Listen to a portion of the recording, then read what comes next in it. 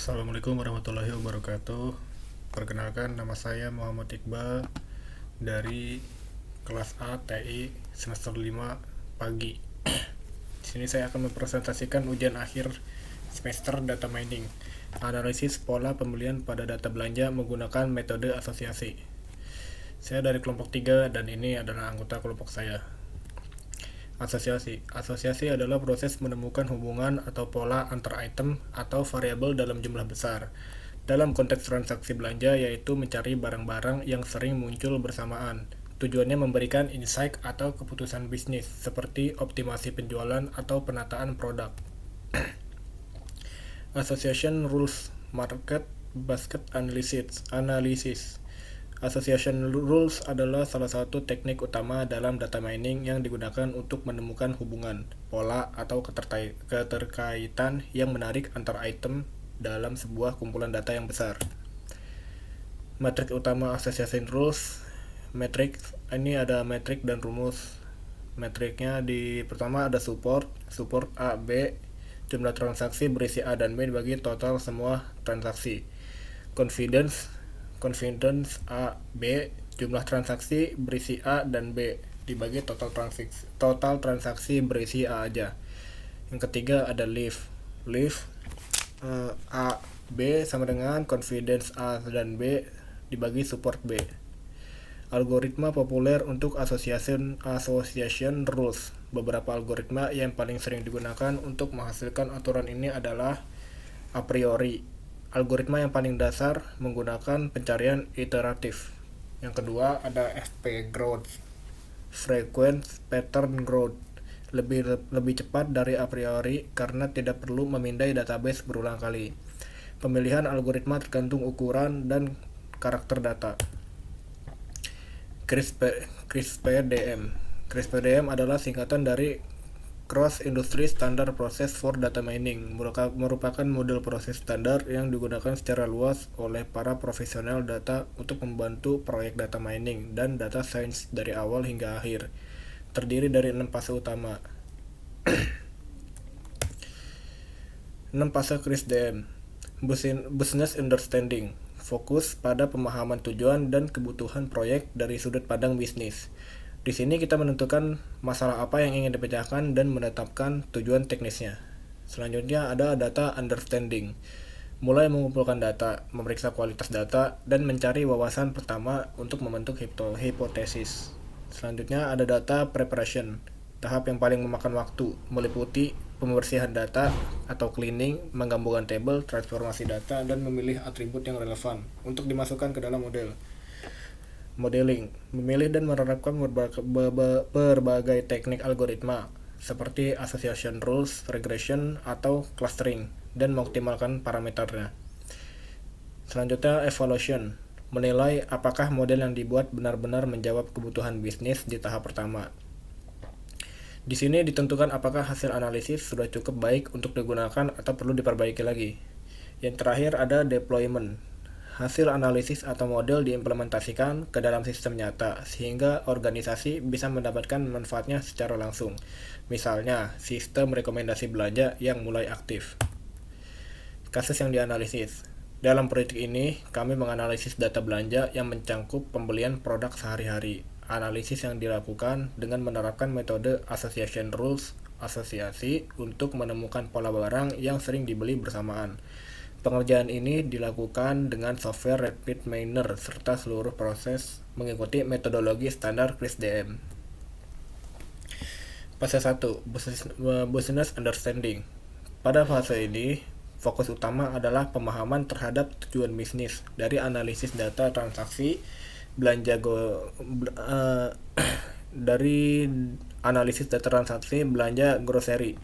Tujuan bisnis meliputi identifikasi pola barang yang sering dibeli bersamaan untuk mendukung strategi supermarket. Antara lain, yang pertama ada optimasi penataan rak produk agar barang terkait ditempatkan berdekatan. Yang kedua, pengembangan promo bundling dengan diskon pada pembelian kombinasi tertentu. Yang ketiga, ada peningkatan cross-selling dan overall penjualan. Fase 2, Data Understanding. Pada fase ini dilakukan eksplorasi awal terhadap data mentah untuk memahami struktur, kualitas, dan karakteristiknya. Data terdiri dari file Excel belanja dengan 7.501 transaksi dan 31 atribut barang. Berupa nilai binder 1 menandakan barang dibeli. Jika 0 berarti barang tidak dibeli. Data bersifat sparse dengan rata-rata hanya sedikit barang per transaksi. Ya, ini ada datanya di sebelah. Fase 2, data understanding. Analisis tambahan pada data menunjukkan karakter sparse yang signifikan. Yang pertama, ada total transaksi sebanyak 7.501. Total produknya ada 31. Rata-rata item per transaksi ada 1,45. Median item per transaksi 1. Transaksi terbanyak ada 19 item. Transaksi yang paling kecil ada 0 item atau tidak ada. Sparsity level ada di 95,31%. Distribusi jumlah item per transaksi menunjukkan mayoritas transaksi hanya berisi 1-2 item. Mendukung penurunan min support untuk menangkap pola bermakna pada data sparse. Fase 3, data preparation. Pada fase ini, data mentah dipersiapkan untuk proses modeling dengan melakukan cleaning dan transformasi data awal yang diimport ke RapidMiner berupa nilai numerikal 0 dan 1. Perlu dikonversi menjadi tipe binominal, true atau false, agar sesuai dengan kebutuhan algoritma association rules operator numerical to binominal. Digunakan dengan parameter minimal sama dengan 0,0 dan maksimal 0,01. Untuk memetakan nilai 1 sebagai true dan 0 sebagai false, tidak terdapat missing value atau noise signifikan lainnya pada data. Fase 3, data preparation. Setelah transformasi, semua 31 atribut barang menjadi tipe binominal, siap untuk mining frequent item set. Proses ini memastikan kompatibilitas data dengan operator fpgrowth. Yang ini sebelumnya masih pakai angka biner, sesudahnya sudah jadi tipe binominal. Yang fase 4 ada modeling. Pada fase ini, teknik association rules diterapkan menggunakan algoritma fpgrowth untuk menemukan frequent item sets dan menghasilkan rules. Algoritma ini dipilih karena efisiensinya pada data sparse melalui pembangunan struktur fp-tree. Proses di RapidMiner melibatkan operator fpgrowth, diikuti create association rules. Fase 4 modeling. Parameter ini disesuaikan secara iteratif mengingat karakter pada sparse. Yang pertama ada fpgrowth, min support sama dengan 0,01, yang berarti 1% transaksi untuk menangkap pattern bermakna. Selanjutnya ada create association rules, minimal confidence-nya 0,3, berarti 30% untuk menghasilkan rules dengan keyakinan cukup tinggi. Penyesuaian ini diperlukan karena support pair barang rendah akibat distribusi data yang tidak merata. Fase 4 modeling. Hasil fpgrowth menunjukkan frequent item set, tunggal, dan pair dengan support tertinggi pada barang kebutuhan seharian. Single item terkuat adalah air mineral, support 0,0.238, sementara pair terkuat adalah air mineral dan telur dengan support 0,0.051. Distribusi support yang menurun tajam pada pair item set mencerminkan karakter data sparse, di mana kombinasi barang jarang muncul secara bersamaan. Fase 4 modeling. Hasil association rules menunjukkan pola asosiasi yang sangat kuat, ditandai dengan nilai least yang tinggi hingga 6,372. Pada kombinasi parameter yang relatif jarang, hal ini mengindikasikan bahwa ketika pelanggan membeli kombinasi barang tertentu, misalnya ayam dan almond atau mineral dan bayam, kemungkinan membeli barang konsumsian ini seperti burger atau minuman rasa jauh lebih tinggi daripada secara acak. Pola-pola ini tetap bermakna meskipun support rendah sebagai konsekuensi dari karakter data yang sparse. Di fase 5 ada evaluation. Pada fase ini, hasil modeling dievaluasi dari aspek metrik teknis. Ada support, confidence, dan lift, dan kebermaknaan bisnis. Evaluasi bertujuan untuk memastikan bahwa association rules yang dihasilkan memiliki pola asosiasi yang kuat dan dapat memberikan insight praktis. Meskipun support relatif rendah akibat karakter data sparse, nilai lift yang tinggi mengindikasikan hubungan signifikan antar barang. Fase 5 Evaluation. Tabel berikut menunjukkan asosiasi rules terpilih setelah filtering dan sorting berdasarkan lift.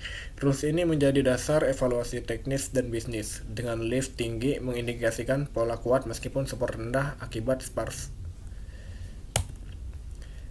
Selanjutnya ada graph network dari RapidMiner menggambarkan hubungan premis kiri ke conclusion kanan. Pada raster filter, visualisasi ini memungkinkan identifikasi pola asosiasi secara keseluruhan, dengan klaster dominan pada air mineral sebagai conclusion utama.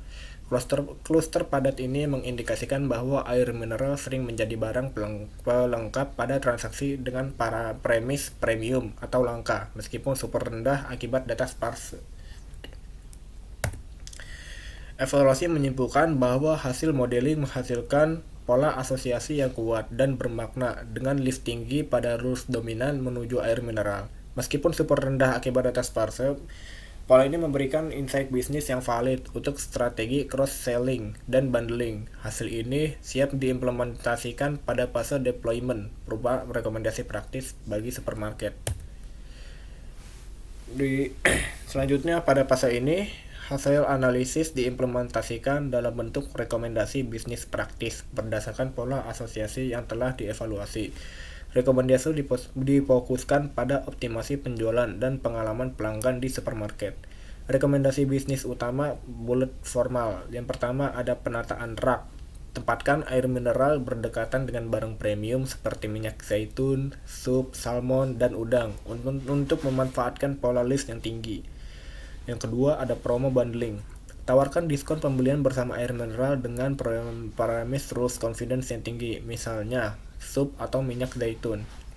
Yang ketiga ada cross selling di kasir. Rekomendasikan air mineral atau telur pada transaksi dengan premis terkait. Yang keempat, monitoring. Lakukan analisis ulang secara periodik dengan data transaksi baru untuk validasi dan penyesuaian rekomendasi. Ya, terima kasih, itu dia presentasi dari saya, Muhammad Iqbal. Kurang lebihnya mohon maaf. Assalamualaikum warahmatullahi wabarakatuh.